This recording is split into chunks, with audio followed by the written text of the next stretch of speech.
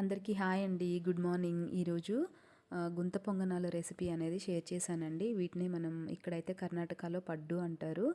ఇంకా వచ్చేసి పులిబొంగరాలని కూడా అంటారు. రెసిపీ అయితే సేమ్ అండి ఆల్మోస్ట్. ఇంకొక ప్లేస్ని బట్టి ఒక్కలా పిలుస్తారనమాట. దీనికోసం అనేసి ఫస్ట్ ఇక్కడ నేను ఇడ్లీ బ్యాటర్ తీసుకున్నాను.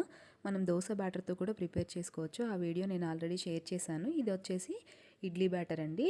ఒక హాఫ్ కప్ ఇడ్లీ బ్యాటర్ తీసుకొని అందులోకి నేను ఒక పచ్చిమిర్చి అనమాట సన్నగా చాప్ చేసుకొని వేసుకున్నాను. తర్వాత వచ్చేసి ఆనియన్ ముక్కలు కూడా వేసుకోవాలి.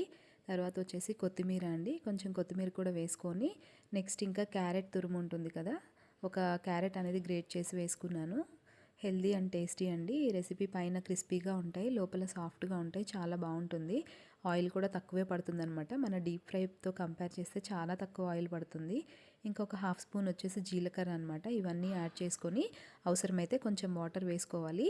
ఇంకా బాగా మిక్స్ చేసుకొని మనకి గుంత పొంగనాల ప్యాన్ ఉంటుంది కదా, ఆ గుంతలన్నింట్లోనూ ఆయిల్ వేసుకొని హీట్ ఎక్కిన తర్వాత మనం ఇలా పిండి అనేది వేసుకోవాలన్నమాట. ఇది 2 సైడ్స్ చక్కగా సిమ్లో పెట్టుకొని కాల్చుకోవాలండి.